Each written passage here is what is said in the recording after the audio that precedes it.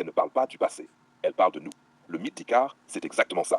Pas une fable pour enfants sages. Une radiographie brutale de ceux qui montent trop haut sans comprendre le prix de la lumière. Le labyrinthe, l'illusion du contrôle. Avant Icare, il y a un labyrinthe. Un endroit construit pour perdre les gens. Un endroit où même le courage ne suffit pas. Dans ce labyrinthe vit une créature, le Minotaure. Mais le vrai danger n'est pas seulement la bête. Le vrai danger, c'est de croire qu'on peut s'y promener sans se perdre.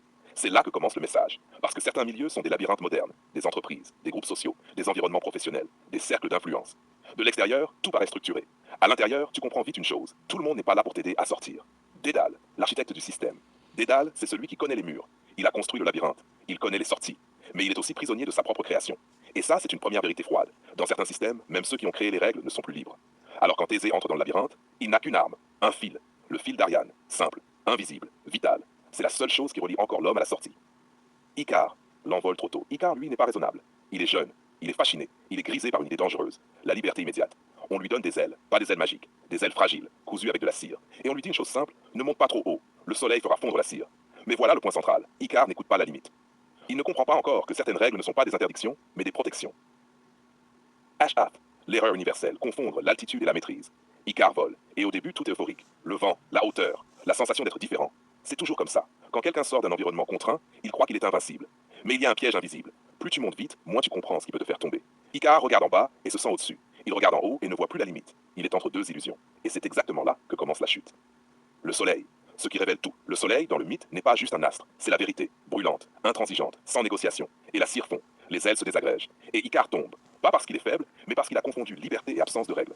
Vie, lecture moderne des milieux. Maintenant, on sort du mythe. On entre dans le réel. Parce que ce récit parle d'un principe simple. Dans chaque milieu, il y a des hauteurs, des règles, des équilibres invisibles. Et surtout, tous les espaces ne sont pas faits pour tous les niveaux de vol. Il y a des environnements où la vitesse détruit, la naïveté expose, la confiance mal placée coûte cher, et l'excès de liberté devient une faiblesse. Et dans ces environnements, une erreur classique revient toujours. Croire que tout le monde vole avec les mêmes intentions. 7. Il faut faire attention avec qui tu marches. C'est ici que le mythe devient brutalement contemporain. Parce que Icare ne tombe pas dans le vide abstrait. Il tombe dans un monde où il n'a pas compris les règles implicites.